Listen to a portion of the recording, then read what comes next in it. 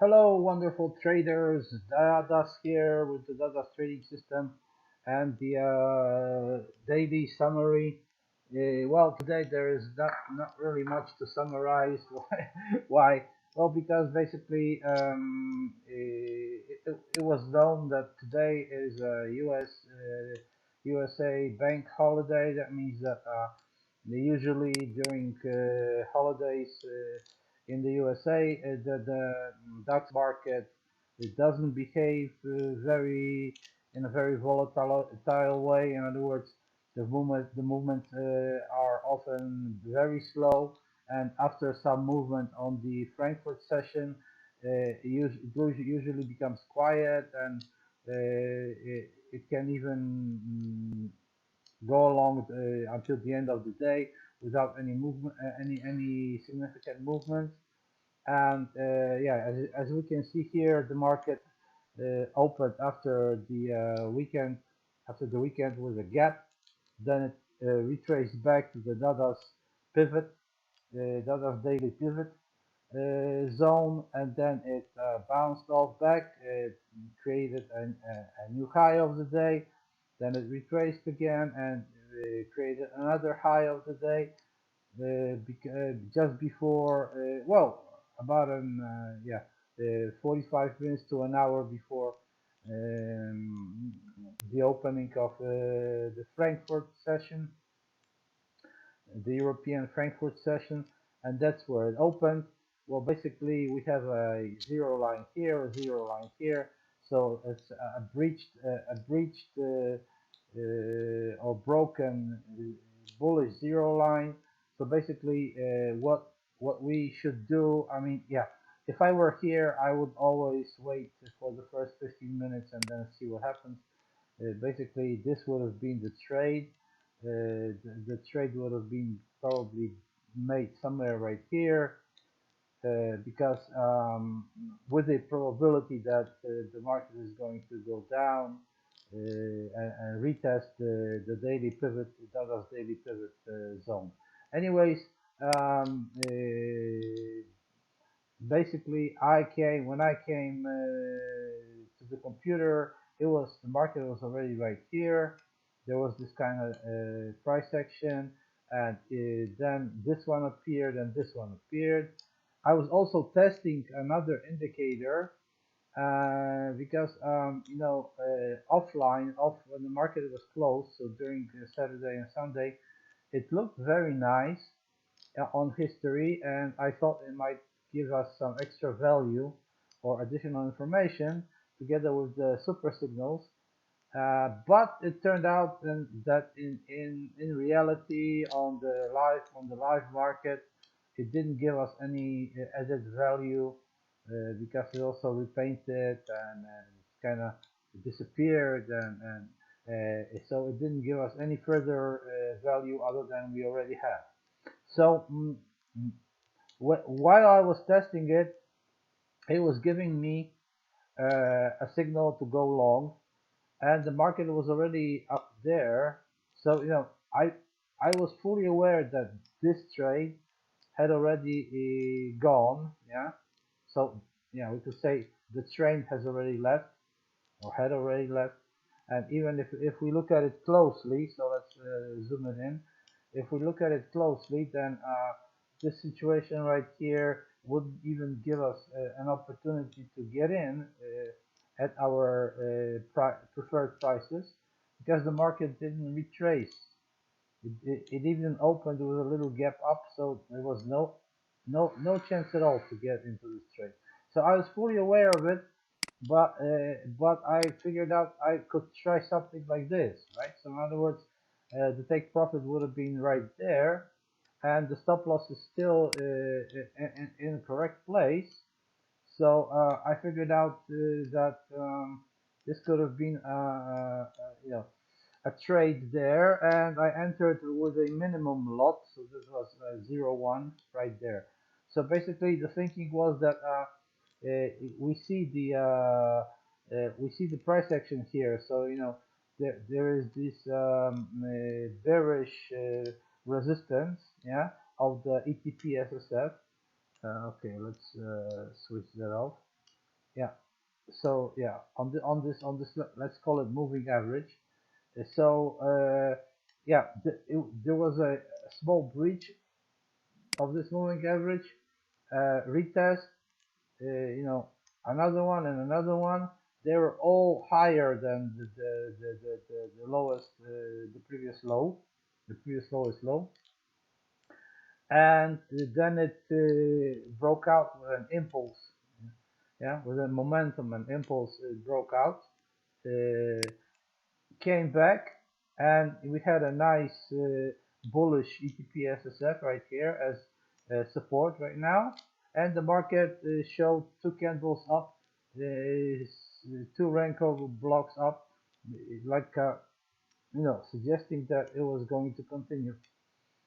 So I went in, even though, yeah, I was thinking, well, it's not really a good price because a good price would have been right there somewhere, yeah.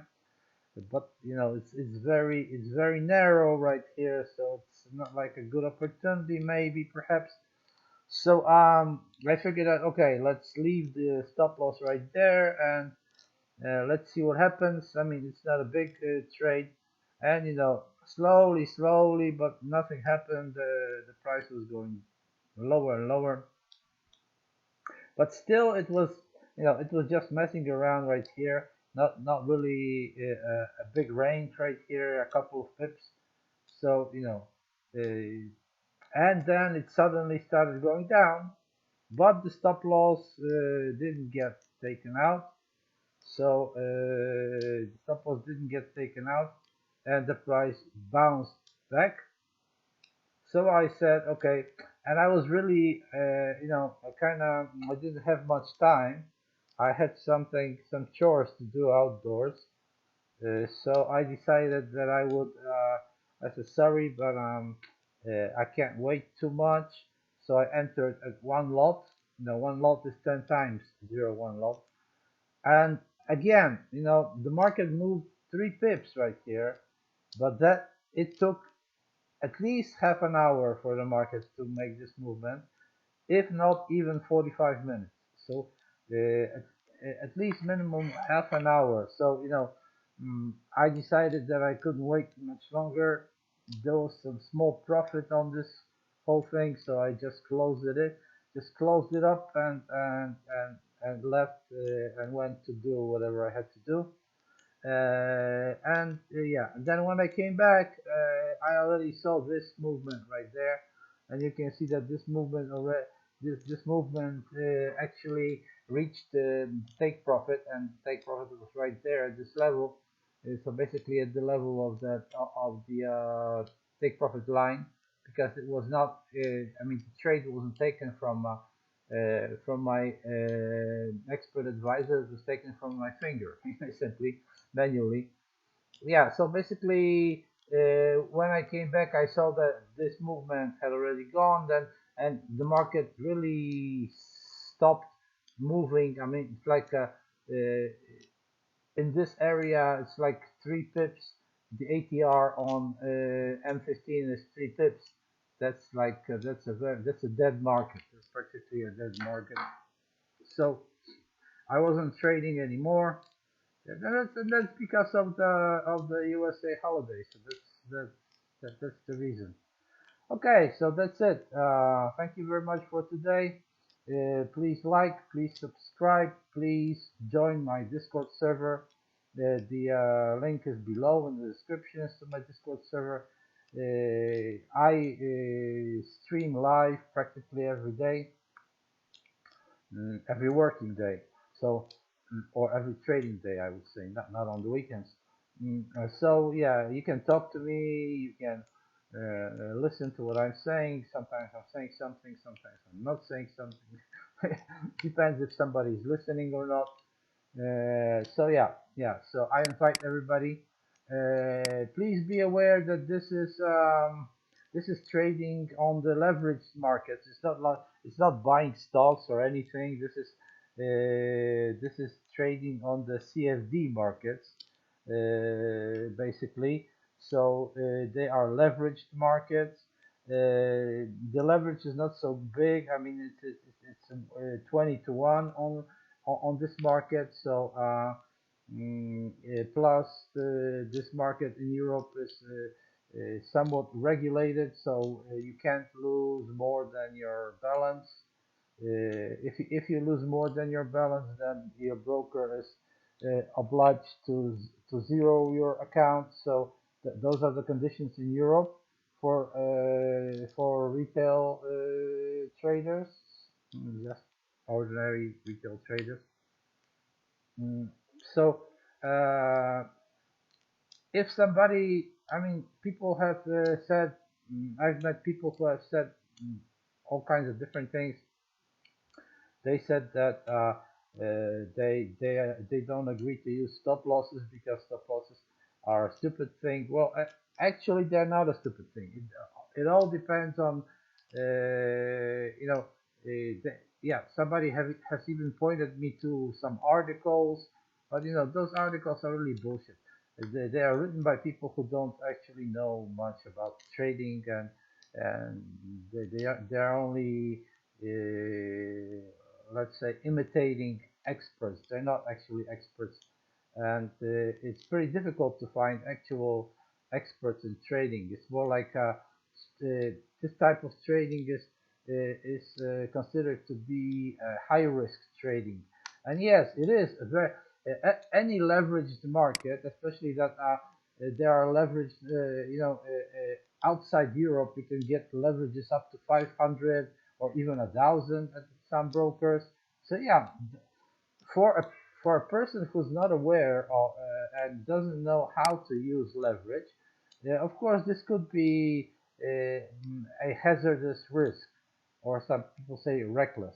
Yeah, it could be a reckless, hazardous risk, but only for a person who's not aware how this whole thing works, and how to use it to your advantage. Because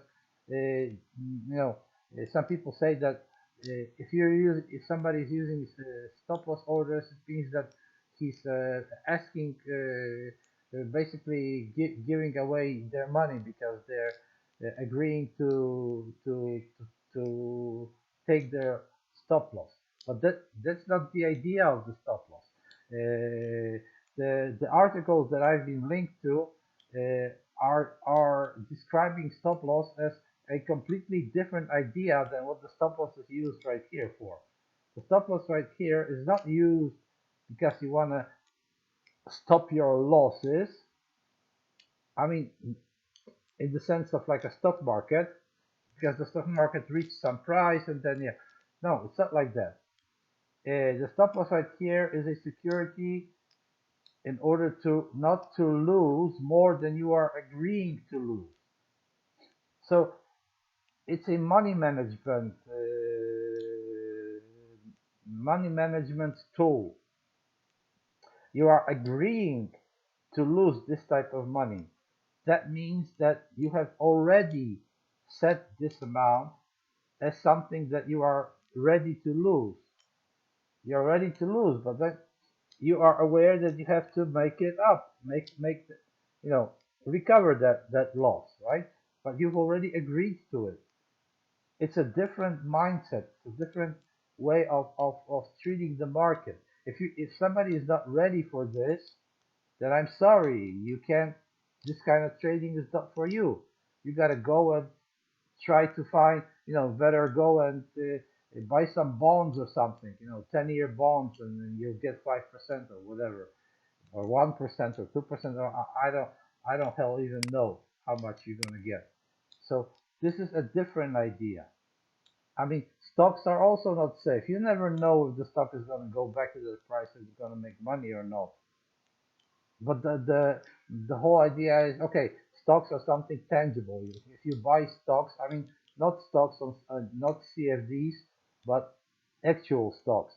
So if you go and buy actual stocks, then okay, you've bought those stocks, and even if they lose their value, you still have them, right? You still have them, and they have some kind of a value, right? And you can hope for them to go up, right? Or you can buy more stocks in the hope that they're gonna go up someday, and then you sell them and make money on them, right?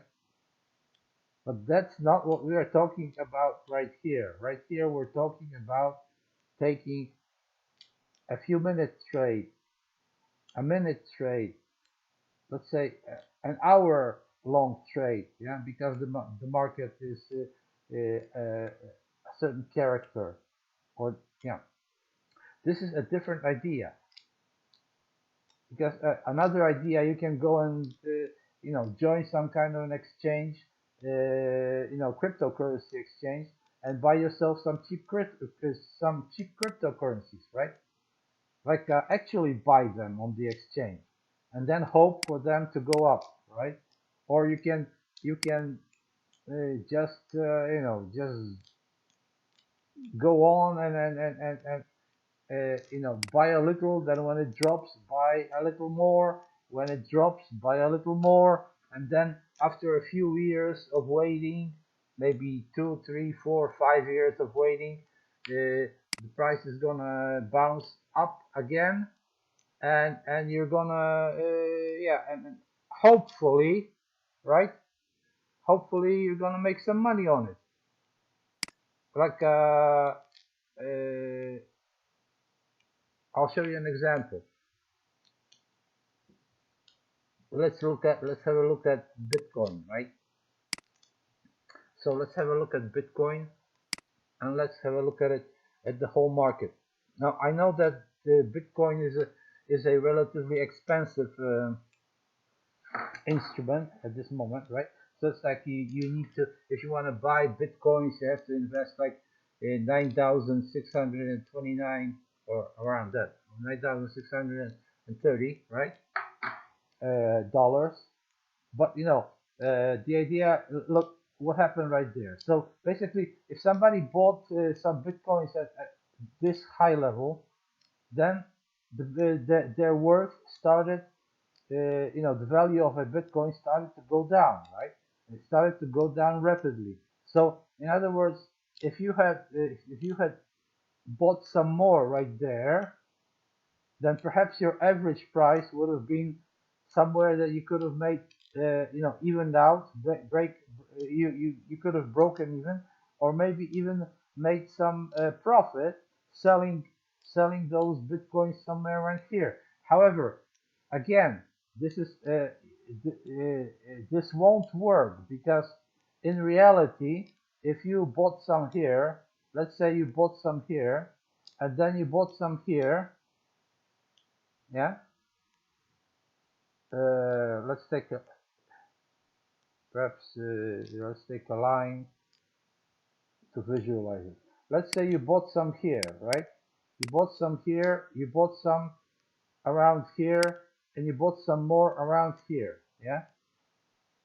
Calculating that you're gonna find yourself, you know, average out the price of your success, yeah?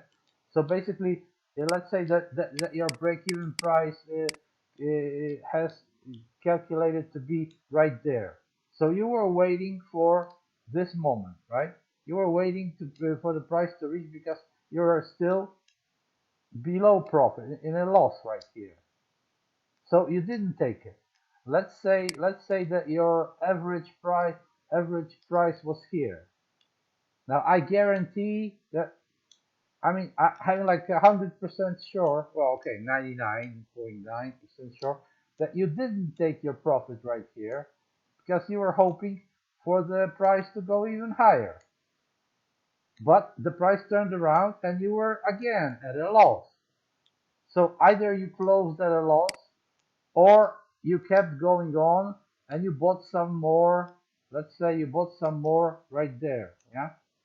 Okay. So, but let's say that we're talking about something cheap, like that costs $1 per share, or $1 per coin, or whatever, or a few cents per coin, right? Or whatever. I mean, it doesn't matter. Let's skip the value right now of whatever you want to buy.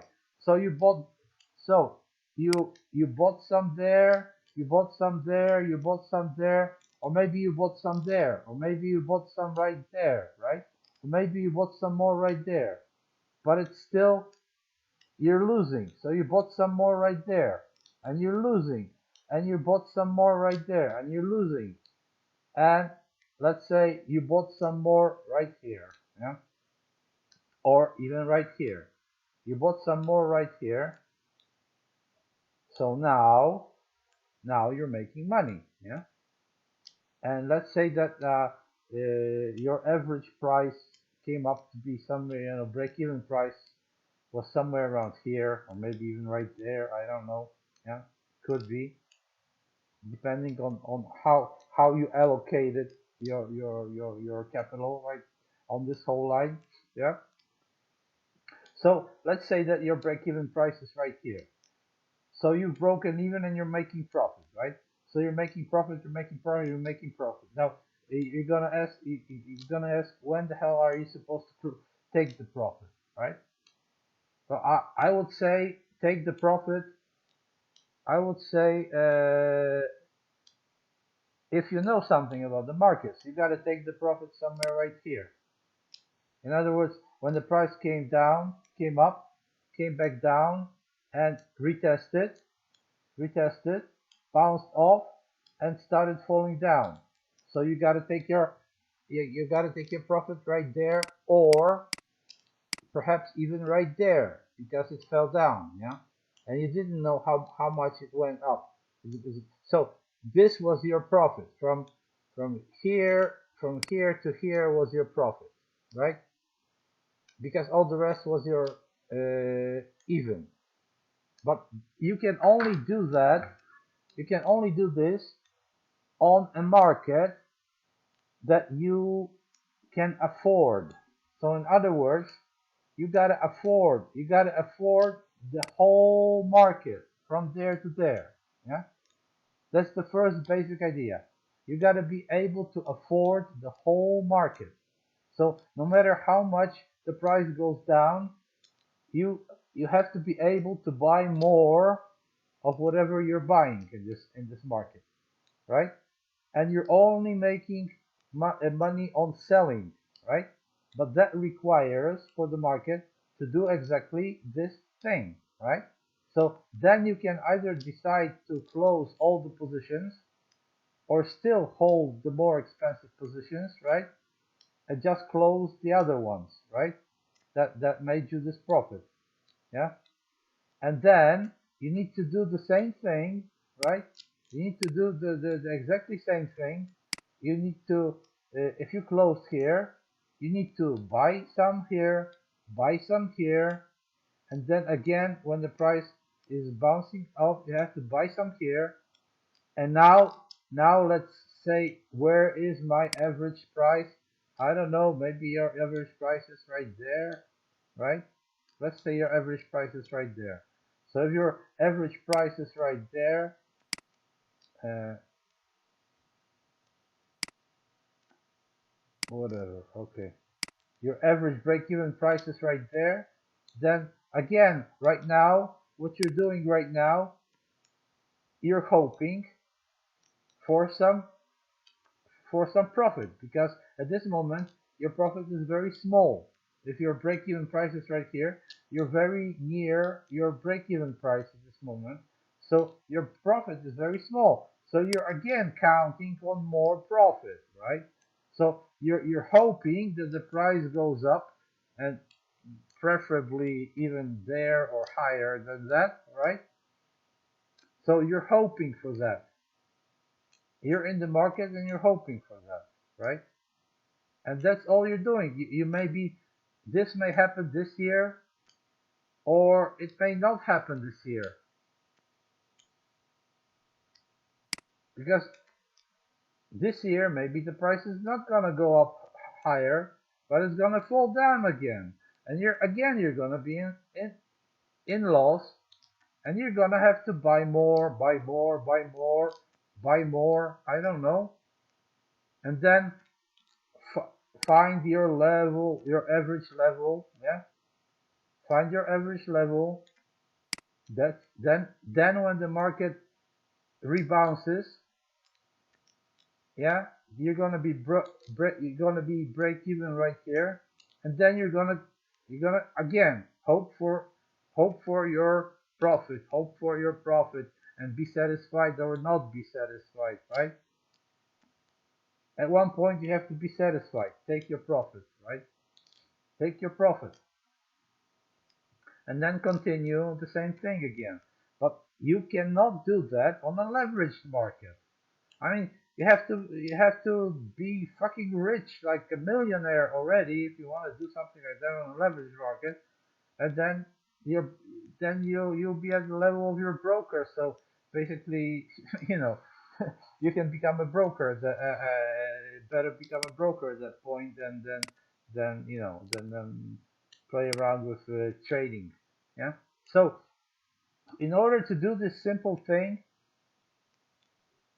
and not use your stop loss, because then there is no need to use a stop loss, because your stop loss is if the whole if your whole product, your whole currency, or yeah, cryptocurrency just gets taken off the exchange. Yeah, so goes down to zero and gets taken off of the exchange, then you've lost the invested capital here. But it's gonna take years, because it also took years for something like that to happen. I mean, sure, yeah, some people became fucking rich right there, right? They became actually fucking rich, millionaires, because they bought Bitcoin when it was really cheap, right? At a couple of dollars, or tens of dollars, or even a few hundreds of dollars, right? And if they were able to sell them at around 10,000, or whatever the price was there, 17,000, yeah, or even so, somebody sold even at 15,000, yeah, they made a fucking hell of a lot of money, yeah, because some suckers bought those bitcoins at $15,000, because they were counting on Bitcoin to reach $100,000, right? So yeah, so there are a lot of there had to be a lot of suckers who had bought the Bitcoin at 15,000 and higher, yeah, so that somebody could have sold their packet, right? Sold their Bitcoins, and and the price went down, and all those suckers are well, I call them suckers. I'm not saying they were actually suckers. They were naive. They didn't understand. They fell for the euphoria, right? They thought because they didn't know what was going on, right? So they thought something, and the sharks or the whales just took the opportunity, because that's what they're doing. They're pumping up the price so that other people buy. And I'm also convinced that many people bought right there, and now they are sitting, thinking, what have they done? The price is going down, and they don't know if the price is going to go back up or not, right? That happens. That happens every time, and every time, because it takes a few years. Every time there are people who fall for this, and this has been happening ever since the stock markets have been invented. It used to be called tipping. People got tips. They listened to somebody tipping them. Now you gotta buy. Now you gotta buy. Yeah, it's a hot stock. It's a hot stock. It's gonna go up. It's in a bullish trend, right? So you buy them. Okay, so naive people buy at this price, and then shit happens, right? So you any way you look at it, if you're gonna trade unleveraged markets and buy real stocks, or bitcoins, or whatever other cryptocurrencies, you gotta understand what's happening. If you wanna trade, it in leveraged markets, because potentially leveraged markets give you an opportunity to make high profits, but also there's a risk of making high losses. Yeah, but anyway, you gotta know what to do and how to do it. So, people, somebody told me that I'm actually hoping for the price to go up or down. No, I'm not hoping for anything. I have a system, a method, a strategy, right? So I'm not here to hope for anything. I'm just here to do my job, right?